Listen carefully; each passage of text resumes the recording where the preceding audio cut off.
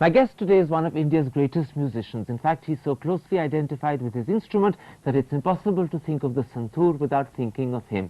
He's a man also of quiet charm and a warm, affable manner, as you'll soon get to see when I introduce you to Pandit Shiv Kumar Sharma. Welcome to the program, Panditji. Thank you. I gather that you were barely one when your parents discovered that you could sing beautifully. How did that happen? You see, Karan, my father, Pandit Umadat Sharma, was a vocalist of Banaras tradition. We have got different traditions of classical music in India. And as it happens in musician's house, you know, he would sing. And he used to tell me when I was hardly 1 year old. And he used to sing whatever, wherever he's singing. And someday he noticed, you know, we have got 7 notes. Sa, re, ga, ma, pa, dha, ni. 7 notes in all kinds of music.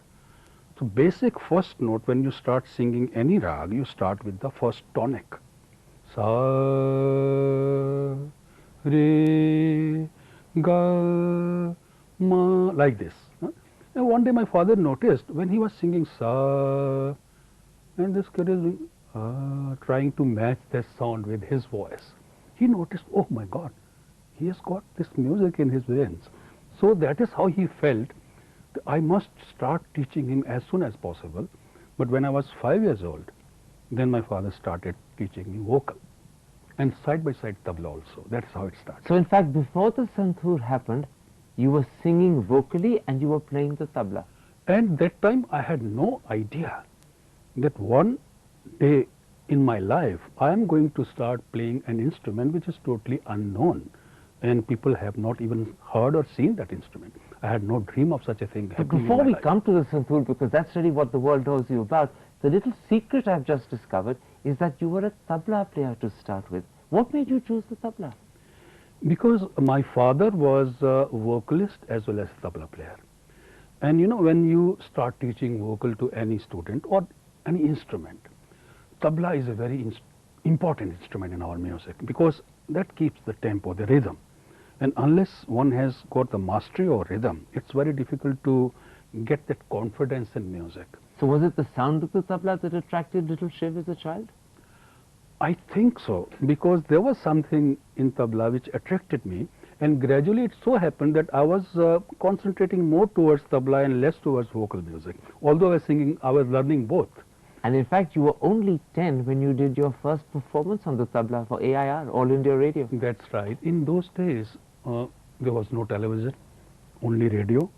And they used to encourage young talent. And there used to be special programs for young children. So I was given my first, what you call debut performance in radio at the age of 10. Were you nervous? I don't know why right from beginning. Maybe I started learning very young. So I wouldn't be saying that I was nervous. It was just like a play for a child, you know. I was enjoying what I was doing.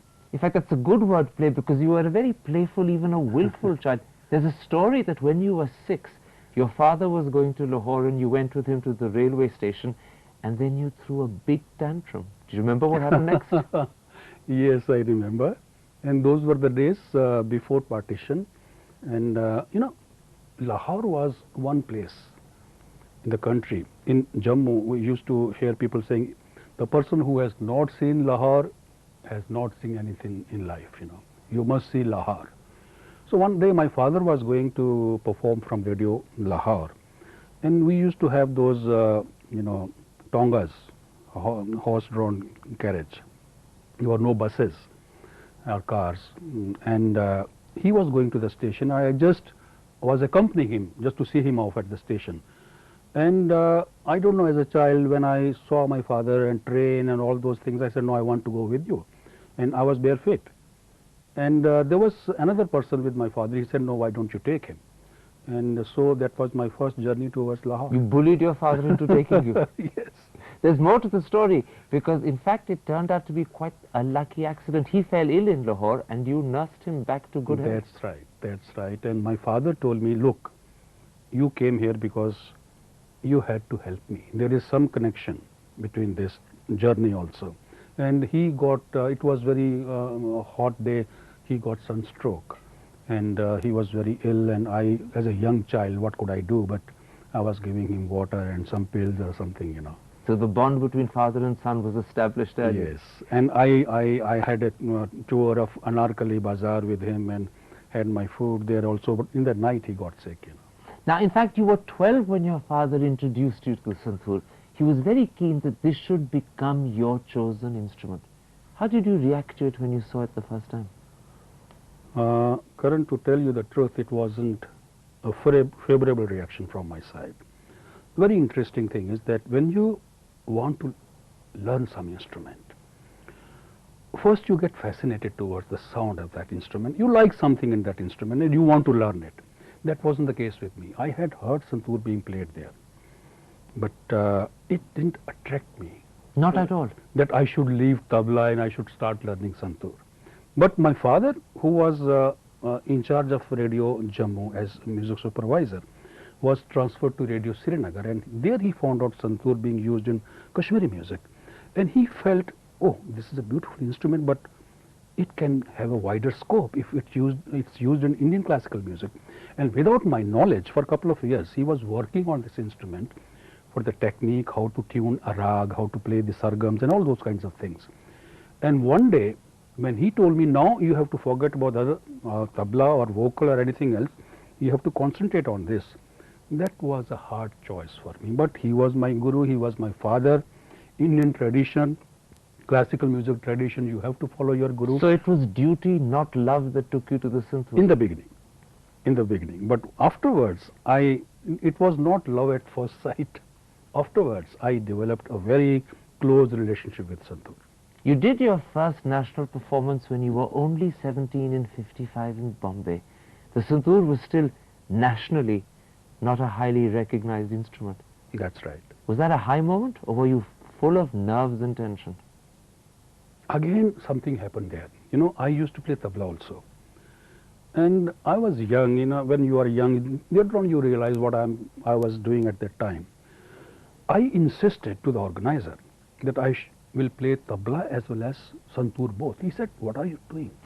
Nobody has tried two instruments consecutively and one concert. And you have been invited here to play santoor, and there are so many other leading tabla players. Why should I give you a tabla chance? You stick to your santoor. So I insisted. I said no. Again the same thing, you know, which took me to Lahore. I said no, I'll play both. He said okay, I'll give you 30 minutes. Whether you want to play santoor or you want to play tabla. I said okay, I'll play both within 30 minutes. And I started with tabla solo. Played tabla solo for 30 minutes. Then took santoor. Santoor was just sitting over there. Started playing santoor for about 45 minutes and stopped. And people wanted more. I said no, I have already exceeded the limit of time. So then they wanted, that was the reaction from a lay listener. But from the musicians, musicologists and other people, they said no, this instrument is not fit for playing classical music. It has got some inherent deficiencies. And unless somebody does something to modify this instrument is not suitable for So the one problem you always faced was the resistance of those who were experts in music. Constantly. I was always compared with other instruments. Santoor was compared with sarangi, santoor was compared with sarod, sitar.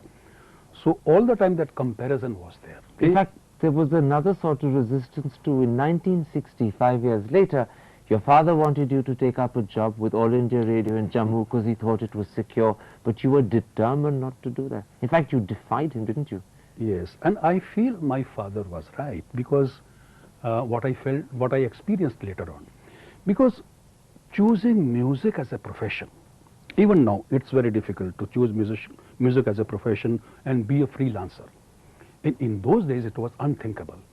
And my father was right that there should be some financial security. But in my mind something was wrong here. I could not think of a 9-to-5 job even if it's connected with music. So I said no. And one day he got very angry. My father was a very short-tempered person. Although I never was scolded by him during my lessons in music, because I could immediately follow what he was teaching. But that day he was very, very angry. He said, no, what do you want to do? I said, I want to be a freelance musician. He said, if you want to be a freelance musician, then Jammu is no place to prove yourself. Go to such a place where leading musicians of the country are there. Prove what you can do. So he was challenging you. So I said, okay. I said, I'm leaving day after tomorrow. I had not thought where I'm going to. He said, where? I thought, okay, to Bombay. He said, no, wait, I don't mean that. Let me find out some place for you. Let me write to somebody, arrange something for you to stay. I said, no, you have taught me. You have given me this knowledge of music. No, this is my responsibility. And you literally walked out of the house 2 days later? Yes. With how much money? 500 rupees. That was it? Yes. And you headed for the big city of Bombay, which you'd never seen, except once when you did your national performance. And not knowing anybody except one organizer. So it was a real leap in the dark. I did it. I don't know, that was destined. How difficult were those days? Because you were an unknown person with an unknown instrument in a city you hardly understood.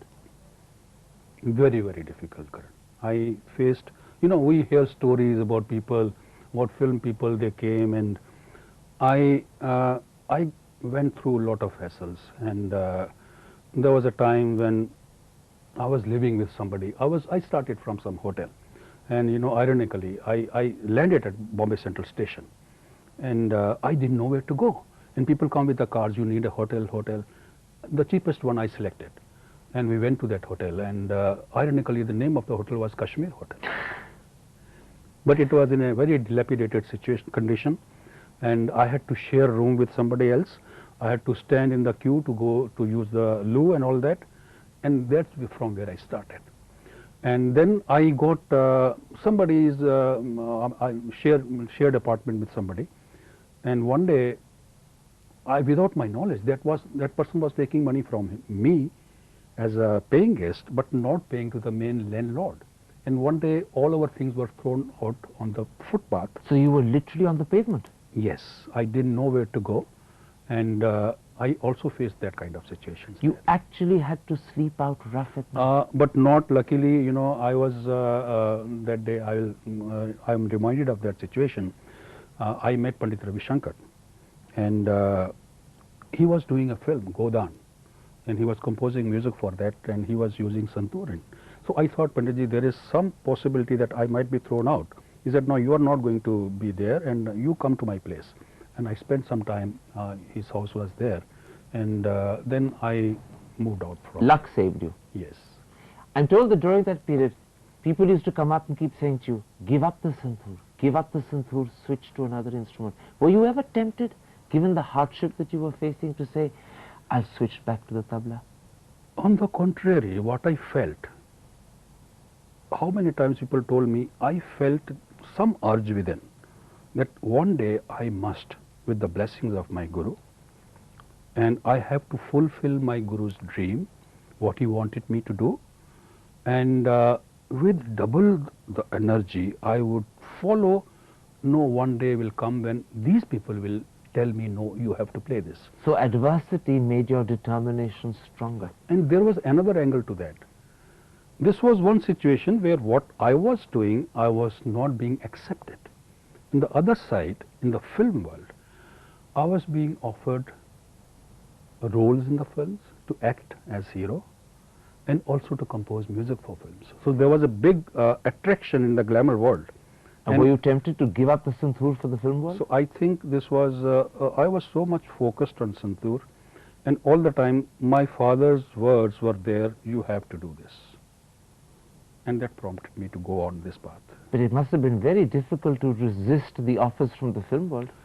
I think anybody with lesser involvement and lesser dedication to this thing might have left it. Panditji, it sounds as if Bombay was a trial by fire. Let's take a break there. I want to come back in part 2 and talk about the incredible success that became yours when this trial eventually ended. We'll be back in just a couple of moments. Stick with us.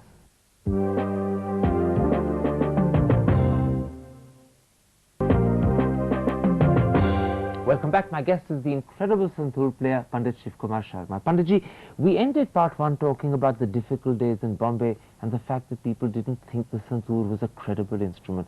You actually had to change it pretty substantially, didn't you? That's right.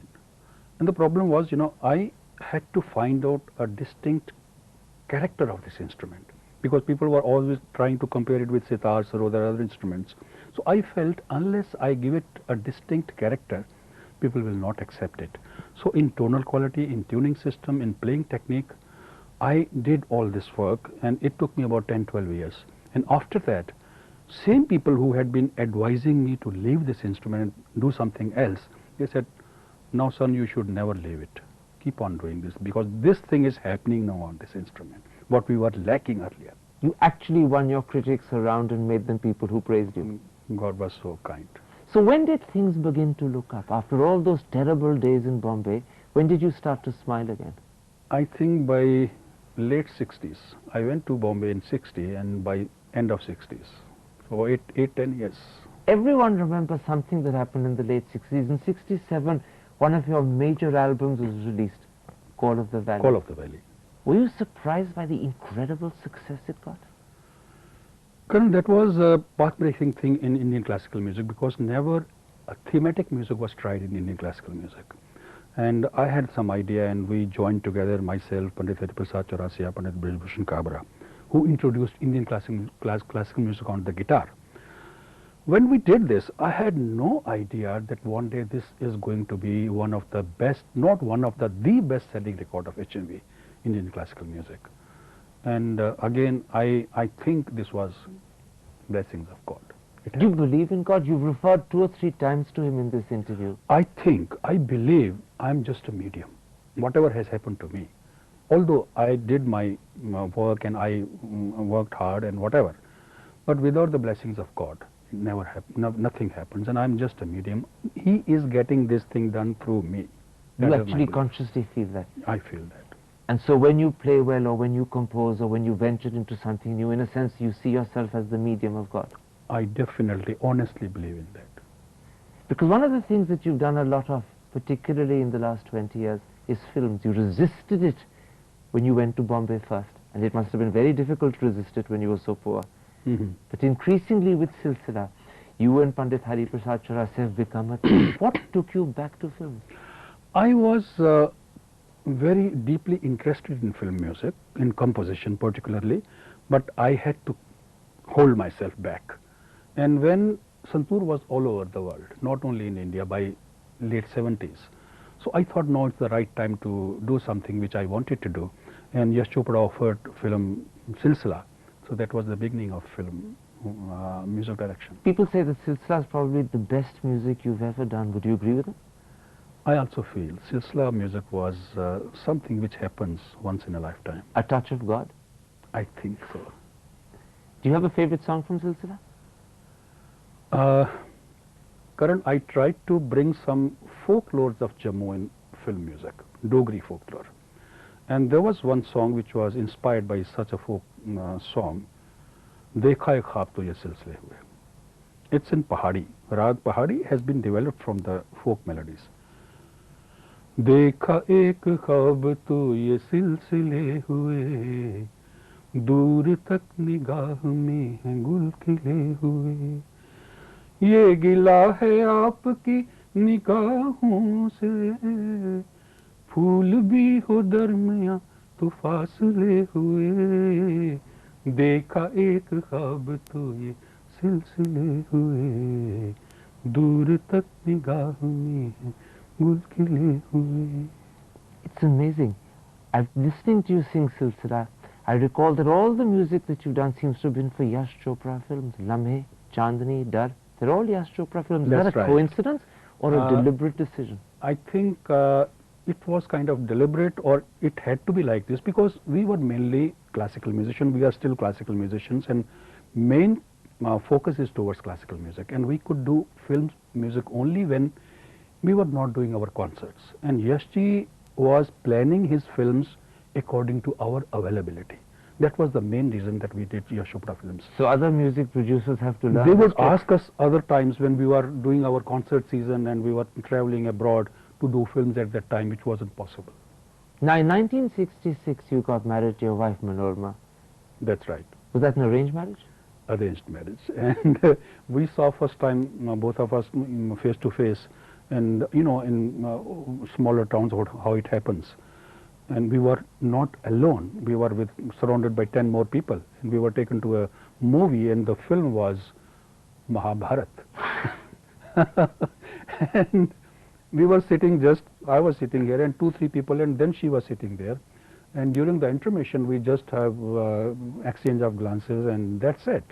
And we had to decide whether you like the girl or she likes me or not. There and then? Yes. Afterwards, we told our parents, but they had already made their decision. So it was arranged marriage. Did you find it easy to live with a husband who, unlike others, never went to office? I think it was very hard on her, because she was not coming from a musician's family. She was coming from a business family. And she was used to seeing her parents and brothers and other people going for work in the morning and coming in the evening.